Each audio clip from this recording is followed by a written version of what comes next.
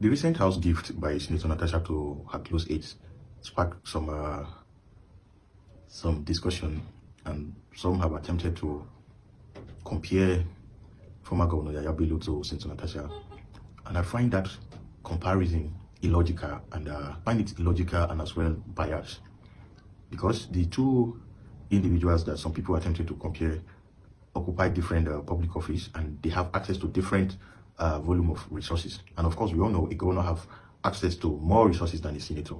So it only makes sense that when you want to compare people, you compare a governor to a governor, or a former governor to a former governor, and a senator to a senator, or a former senator to a former senator. And there are so many things to establish, or there are so many things to point our attention to. During Yaya Bello's tenure, there was no subsidy removal, and we all have idea of the state allocation. At least the records are there. If you take your time to visit budget websites, the local government allocations under Yaya Bello's administration before the subsidy removal was hovering around 200 million in some local governments, 250 million in some other local governments, and in some cases at most 300 million in maybe one or two local governments that have better economic activities. But after the subsidy removal, if you take your time to check the allocation inflow, there are local governments that receive as much as 700 million naira per month. Some receive 600 million naira per month. Some receive 500 million naira per month. Then you ask yourself, how then have the government justified the use of this money? Take it or leave it. During Yaya Bello's tenure, he made efforts infrastructural wise, and also in human capital development. Take it or leave it. There are areas that he had a major win in terms of security, human capital development, and infrastructure, legacy infrastructures.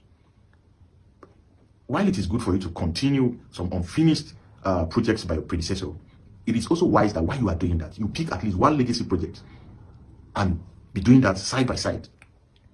Today, there's no legacy project the governor can point his hand to that he has executed, or he's probably in the process of executing. But that is his own business, by the way. But the point I'm trying to make is, let no one make the mistake of trying to compare the former governor of Kogi State, Yaya Bello, with Senator Natasha. That's a poor comparison. That's an unfair one. Senator Natasha is doing well on her own, and she has done greatly well, and I must commend her with what she has done.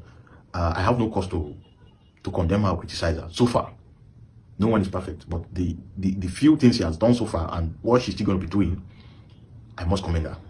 So what she has been doing are what her resources can take care of.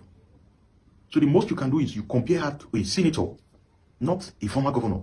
That's a disrespect to the former governor, I must say. So as for those who feel that the better way of empowering people is by sharing wrapper that we popularly call Ankara to people, you can keep it up, and you will see how people will use it to campaign against you and your government.